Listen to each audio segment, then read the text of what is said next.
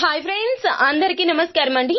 April 8వ తేదీన మనకి అమావాస్య రాబోతుంది. అందులోన ఇది సూర్యగ్రహణంతో కూడుకొని వస్తున్న అమావాస్య.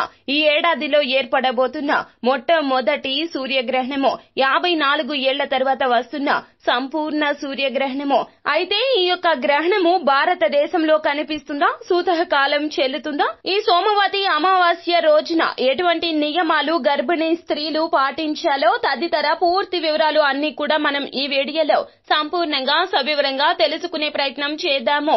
అంతకంటే ముందు ఫ్రెండ్స్, వీడియోని పూర్తిగా చూసేయండి. అప్పుడే మేము ఏం చెప్పబోతున్నామో మీకు పూర్తిగా అర్థమవుతుంది.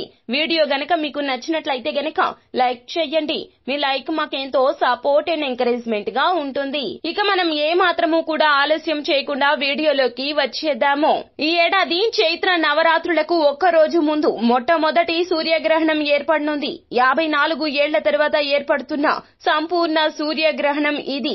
ఈ సందర్భంగా సూర్యగ్రహణం ఎక్కడ కనిపిస్తుందో ఇప్పుడు తెలుసుకుందాము. శాస్త్రాల ప్రకారం సూర్యగ్రహణం దేశాన్ని, ప్రపంచాన్ని శుభ మరియు అశుభ మార్గాల్లో ప్రభావితం చేస్తుంది.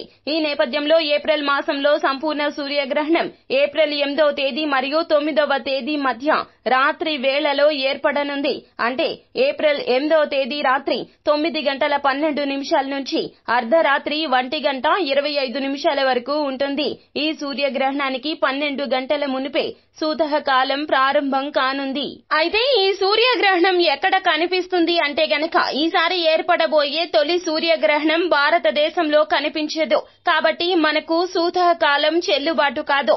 ఇది మధ్య అమెరికా, దక్షిణ అమెరికా, ఐర్లాండ్ తో సహా కొన్ని ఉత్తర ప్రాంతాలు, ఇంగ్లాండ్ లోని కొన్ని వాయవ్య ప్రాంతాలు, కెనడా మినహా మొత్తం అమెరికాలో ఈ సంపూర్ణ సూర్యగ్రహణం కనిపిస్తుంది. ఈ ఏడాది తొలి సంపూర్ణ సూర్యగ్రహణం మెక్సికోలోని మజాటియన్ నగరంలో కనిపించనున్నది. మన విశ్వాసాల ప్రకారం సూర్యగ్రహణం కనిపించినా కనిపించకపోయినా భారతదేశంలో మాత్రం కొన్ని నియమాలు తప్పక పాటించాలి. ఈ సమయంలో ఎలాంటి పూజలు చెయ్యకూడదు, శుభకార్యాలు అస్సలు చెయ్యరు.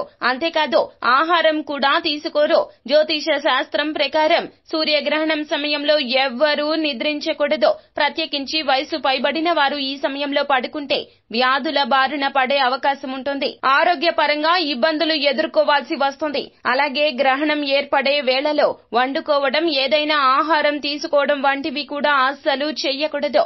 కేవలం ఆధ్యాత్మికంగా మాత్రమే గడపాల్సి ఉంటుంది. అయితే ఈ సమయంలో గర్భిణీ స్త్రీలు పాటించవలసినటువంటి నియమాలు ఏమిటో తెలుసుకుందాము. గ్రహణాలకు గర్భిణీలకు అవినాభావ సంబంధం ఉన్నది. గ్రహణం సమయంలో గర్భిణీలను ససేమిరా బయటకు రానివ్వకూడదు. ఎందుకంటే ఆ సమయంలో సూర్యుడి నుంచి వెలువడే శక్తివంతమైన కిరణాల వల్ల కడుపులోని బిడ్డ ఆరోగ్యంపై ప్రభావం పడుతుంది. గర్భం దాల్చడం అనేది మహిళ జీవితంలో మరచిపోలేని దశ. ఒక రకంగా చెప్పాలంటే స్త్రీకి మరో జన్మ లాంటిది. వేరొకరికి ఇంటి ఇల్లాలు జన్మనిస్తూ మరొకసారి పుడుతుంది. అలాంటి అద్భుతవంతమైన అవకాశాన్ని స్త్రీకి ఒక్కరికే ఇచ్చాడు ఆ భగవంతుడు. ఈ దశలో 9 నెలల పాటు శిశువును కడుపులో కంటికి రెప్పలా కాపాడుకుంటుంది తల్లి. ఈ 9 నెలలు తనతో పాటు శిశువు ఆరోగ్యాన్ని కూడా ఎంతో కఠినతరంగా ఉంటుంది. కాబట్టి పూర్వం నుంచి కూడా గ్రహణం సంబంధిత విషయాల్లో గర్భిణీలకు ప్రమాదకరమని మన పెద్దలు చెప్తూ ఉంటారు. అయితే అసలు గర్భిణీలు ఎటువంటి నియమాలు పాటించాలో కూడా తెలుసుకుందాము. ప్రాచీన శాస్త్రాలు, జ్యోతిష శాస్త్రం నమ్మకాల ప్రకారం రాహువు, కేతువులు కళంకమైన గ్రహాలుగా పేరు తెచ్చుకున్నాయి. అమృతం ద్వారా అమరత్వం పొందాలనే తలంపుతో రాక్షసులు, దేవతలు క్షీరసాగర మదనం చేశారు. వారి ప్రయత్నం అమృతం లభ్యమవగా విష్ణువు మోహిని అవతారమెత్తి అసురులను మాయపుచ్చి అమృతాన్ని దేవతలకు పంచుతూ ఉంటాడు. ఇది పసిగట్టిన రాహువు, కేతువులు దేవతల వరుసలోకి వచ్చి సూర్య చంద్రుల మధ్య కూర్చుంటారు. ఈ విషయాన్ని సూర్య చంద్రులు విష్ణువుకు చెప్తారు. అప్పటికే అమృతం రాహువు, కేతువుల కంఠం వరకు వస్తుంది. వెంటనే శ్రీహరి తన సుదర్శన చక్రంతో వారి శిరస్సులను ఖండిస్తాడు. అమృతం గొంతు వరకు ఉండడంతో మిగిలిన భాగం నశించి తల భాగం మాత్రం అమరత్వంతో ఉంటుంది. వారిని శ్రీహరికి పట్టించినందులకు గాను సూర్య చంద్రులను గ్రహణం రోజు రాహువు, కేతువులు తాత్కాలికంగా మింగేస్తారు.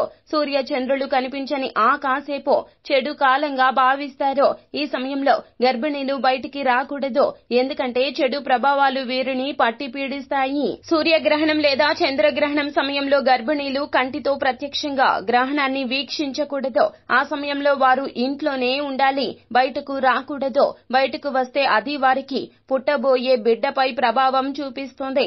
ఈ సమయంలో పదునైన వస్తువులకు దూరంగా ఉండాలి. అంటే ఈ సమయంలో కూరగాయలు, కాయగూరలు, పండ్లు లాంటివి అస్సలు తరగడం లాంటివి చేయొద్దు. ఒకవేళ అలా చేసినట్లయితే గనక పుట్టబోయే పిల్లల పెదవులు చీలి పుడతాయని నమ్మకము. గ్రహణ సమయంలో లోహ వస్తువులకు కూడా దూరంగా ఉండాలి. ముఖ్యంగా గుండు పిన్నులు, హెయిర్ పిన్నులు, నగలు లాంటివి తాకకూడదు. గ్రహణ సమయంలో మహిళలు నిద్రపోకూడదని చెబుతూ ఉంటారు. గర్భిణీలైతే గడ్డితో కప్పినటువంటి మంచంపై పడుకోవాలని సూచిస్తూ ఉంటారు. ఈ సమయంలో గోపాల మంత్రాన్ని జపించాలని పురాణాలు చెప్తున్నాయి. అంతేకాకుండా గ్రహణానికి ముందు తర్వాత తప్పకుండా గర్భిణీ స్త్రీలు స్నానం చేయాలి. శాస్త్రీయంగా చెప్పాలి అన్నా కూడాను ఎంతో ప్రతికూల శక్తి వాతావరణంలో ఈ సమయంలో ఉంటుంది. సూర్యుడి నుంచి వెలువడే రేడియో ధార్మిక కిరణాలు శరీర అవయవాలకు ఎంతో ప్రమాదము. కాబట్టి గర్భిణీ స్త్రీలు గ్రహణం సమయంలో బయటకు వస్తే ఆ కిరణాలు వారిపై ప్రసరించే అవకాశం ఉంటుంది. అందువల్ల వారు ఈ సమయంలో ఇంటి నుంచి అస్సలు బయటికి కదలకపోవడమే మంచిది. ఒకవేళ ఇంటి నుండి బయటికి రావాల్సిన పరిస్థితి, తప్పని పరిస్థితులు ఏర్పడినట్లయితే గనక బయటకు వెళ్లాల్సి వస్తే గనక గర్భం చుట్టూరా కూడా గంధము, తులసి ఆకుల మిశ్రమాన్ని కప్పి ఉంచాలి. అప్పుడు గ్రహణ ప్రభావము అంతగా ఉండదు. ఈ సమయంలో ఆహారం తీసుకోవాలి అనుకుంటే గనక తులసి ఆకులను ముందుగానే అందులో వేయాల్సి ఉంటుంది. గ్రహణ సమయంలో ఎలాంటి ఆహారంతో పాటుగా నీటిని కూడా తీసుకోకూడదు. అయితే ఉపవాసం ఉండడము గర్భిణీ స్త్రీలకు హానికరము. శరీరంలో డీహైడ్రేషన్ వల్ల ఇబ్బంది తలెత్తుతుంది. ఫలితంగా తలనొప్పి, మైకము, ఎసిడిటీకి కారణం కావచ్చు.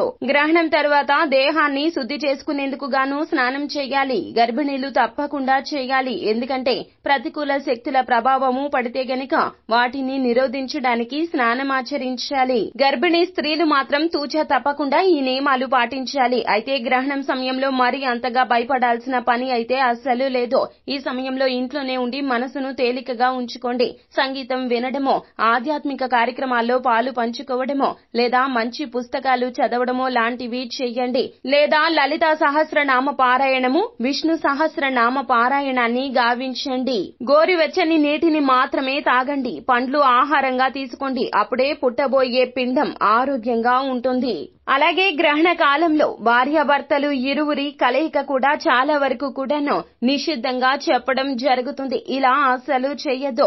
గర్భిణీ స్త్రీలు గ్రహణ సమయంలో దేవతను తాకకుండా జపం చెయ్యాలి.